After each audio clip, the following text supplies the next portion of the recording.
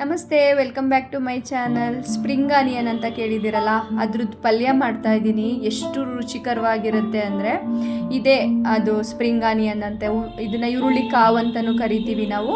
ಇದು ಸೊಪ್ಪು ತರಕಾರಿ ಎಲ್ಲ ಸೇಲ್ ಮಾಡ್ತಾರಲ್ಲ, ಆ ಅಂಗಡಿಗಳಲ್ಲಿ ಸಿಗುತ್ತೆ. ಇದನ್ನು ಕ್ಲೀನ್ ಮಾಡಿ ಚೆನ್ನಾಗಿ ವಾಶ್ ಮಾಡ್ಕೋಬೇಕು. ವಾಶ್ ಮಾಡಿ ಈ ರೀತಿ ಸಣ್ಣಗೆ ಸೊಪ್ಪೆಲ್ಲ ಬೀನ್ಸು ಎಲ್ಲ ಕಟ್ ಮಾಡಿ ಇಟ್ಕೊತೀವಲ್ಲ, ಆ ಸೈಜಿಗೆ ಕಟ್ ಮಾಡಿ ಇಟ್ಕೊಂಡಿದ್ದೀನಿ. ಆಲ್ಮೋಸ್ಟ್ ಒಂದು ಕಟ್ಟು ಅಷ್ಟಾಗಿದೆ.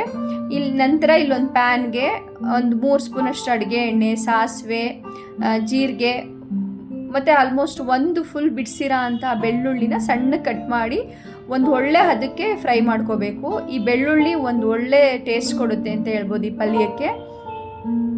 ಈಗ ನಾನು ಕಟ್ ಮಾಡಿ ಇಟ್ಕೊಂಡಿದ್ನಲ್ಲ ಈರುಳ್ಳಿ ಕಾವು ಅಂದರೆ ಸ್ಪ್ರಿಂಗ್ ಆನಿಯನ್ನ ಈಗ ಎಣ್ಣೆಗೆ ಸೇರಿಸಿ ತುಂಬ ಹೊತ್ತೇನು ಟೈಮ್ ತಗೊಳ್ಳಲ್ಲ, ಒಂದು 3ರಿಂದ 4 ನಿಮಿಷ ಈ ರೀತಿ ಮಗಚ್ತಾನೆ ಇದ್ದರೆ ಬೆಂದ್ಬಿಡುತ್ತೆ. ಇದು ತುಂಬ ಓವರಾಗಿ ಫ್ರೈ ಆಗಬೇಕಂತ ಇಲ್ಲ. ಈಗ ಒಂದು ಅರ್ಧ ಬೆಂದಿದೆ ಅಂದಾಗ ನೋಡಿ, ಒಂದು ಆಲ್ಮೋಸ್ಟ್ ಅದ್ರದ್ದು ಇದು ಕಮ್ಮಿ ಆಯಿತು ಕ್ವಾಂಟಿಟಿ ಕೂಡ. 2 ದೊಡ್ಡ ಗಾತ್ರದ ಟೊಮೆಟೊ, ರುಚಿಗೆ ತಕ್ಕಷ್ಟು ಉಪ್ಪು ಮತ್ತು ಸ್ವಲ್ಪ ಅರಿಶಿನ ಸೇರಿಸ್ಕೊಳ್ತಾ ಇದ್ದೀನಿ. ಟೊಮೆಟೊ ಹಾಕಿದಾಗ ಉಪ್ಪು ಅರಿಶಿನ ಸೇರಿಸೋದ್ರಿಂದ ಬೇಗ ಟೊಮೆಟೊ ಬೆಂದ್ಬಿಡುತ್ತೆ, ಅದಕ್ಕೋಸ್ಕರ ಸೇರಿಸ್ಕೊಳ್ಳೋದು. ಈಗ ಆ ಸ್ಪ್ರಿಂಗ್ ಆನಿಯನ್ ಜೊತೆ ಟೊಮೆಟೊ ಫುಲ್ ಕರಗಬೇಕು, ಟೊಮೆಟೊ ಮೆತ್ತಗಾಗೋವರೆಗೂ ನಾವು ಬೇಯಿಸ್ಕೋಬೇಕು. ಅದಕ್ಕೆ ನಾನು ಅದೇನು ಈರುಳ್ಳಿ ಕಾವಿತ್ತಲ್ಲ, ಅರ್ಧ ಬೆಂದಾಗಲೇ ಟೊಮೆಟೊ ಸೇರಿಸ್ಕೊಂಡಿದ್ದು. ಈ ಮಧ್ಯದಲ್ಲಿ ಕರಿಬೇವನ್ನ ಸೇರಿಸ್ಕೊಳ್ತಾ ಇದ್ದೀನಿ.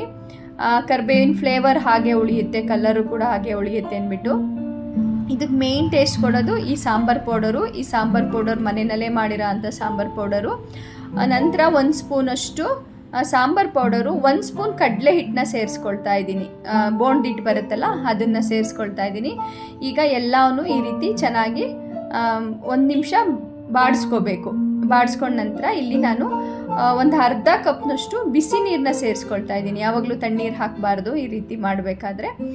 ಈಗ ಬಿಸಿನೀರನ್ನ ಹಾಕಿ ಉಪ್ಪು ಸ್ವಲ್ಪ ಸಪ್ಪೆ ಅನ್ನಿಸ್ತು, ಇನ್ನೊಂದು ಸ್ವಲ್ಪ ಉಪ್ಪನ್ನ ಸೇರಿಸ್ತಾ ಇದ್ದೀನಿ. ಈ ಸಾಂಬಾರು ಪೌಡರ್ ಇದೆಯಲ್ಲ, ಇದಕ್ಕೆ ಒಳ್ಳೆ ಟೇಸ್ಟ್ ಕೊಡುತ್ತೆ. ಅದ್ರದ್ದು ಲಿಂಕ್ ಬೇಕಂದರೆ ಹೋಮ್ ಮೇಡ್ ಸಾಂಬಾರು ಪೌಡರು ನಾನು ಈ ಏನು ರೆಸಿಪಿ ಇದೆ ಡಿಸ್ಕ್ರಿಪ್ಷನ್ ಬಾಕ್ಸಲ್ಲಿ ಹಾಕಿರ್ತೀನಿ. ಖಂಡಿತ ಒಂದ್ಸಲ ಟ್ರೈ ಮಾಡಿ, ತುಂಬ ಚೆನ್ನಾಗಿರುತ್ತೆ ಸಾಂಬಾರು ಈ ಥರ ಪಲ್ಯಗಳಿಗೆಲ್ಲ. ಈಗ ಮೇಲ್ಗಡೆ ಕರಿಬೇವಿನ ಸೊಪ್ಪನ್ನ ಹಾಕ್ಕೊಂಡ್ರೆ ಈಗ 1-2 ನಿಮಿಷ ಬಿಸಿ ನೀರು ಹಾಕಿದ್ಮೇಲೆ ಎಲ್ಲ ಹೊಂದ್ಕೊಳ್ಳೋವರೆಗೂ ಕುದಿಸ್ಕೊಳ್ಳಿ. ಎಷ್ಟು ಗಮ್ಮಂತ ಇರುತ್ತೆ ಅಂದರೆ ಇದು ರೊಟ್ಟಿ, ಚಪಾತಿ, ದೋಸೆ, ಬಿಸಿ ಬಿಸಿ ಅನ್ನಕ್ಕೆ ಎಲ್ಲದಕ್ಕೂ ಸಖತ್ತಾಗಿರುತ್ತೆ. ಮಕ್ಕಳು ಲಂಚ್ ಬಾಕ್ಸ್ಗೂ ಚಪಾತಿ ಜೊತೆ ದೋಸೆ ಜೊತೆ ಕಳಿಸ್ಬೋದು. ಖಂಡಿತ ನಿಮ್ಮೆಲ್ಲರಿಗೂ ಇಷ್ಟ ಆಗುತ್ತೆ. ಲೈಕ್ ಮಾಡಿ, ಶೇರ್ ಮಾಡಿ, ಹೈಪ್ ಕೊಡಿ. ಚಾನಲ್ ಸಬ್ಸ್ಕ್ರೈಬ್ ಆಗಿಲ್ಲ ಅಂದರೆ ಸಬ್ಸ್ಕ್ರೈಬ್ ಆಗಿ, ಆದಷ್ಟು ಶೇರ್ ಮಾಡಿ. ಖಂಡಿತ ನಿಮ್ಗೆ ಇಷ್ಟ ಆಗುತ್ತೆ ಅಂದ್ಕೊಂಡಿದ್ದೀನಿ. ಮತ್ತೆ ಸಿಗುವ ನೆಕ್ಸ್ಟ್ ವಿಡಿಯೋದಲ್ಲಿ. ಬಾಯ್.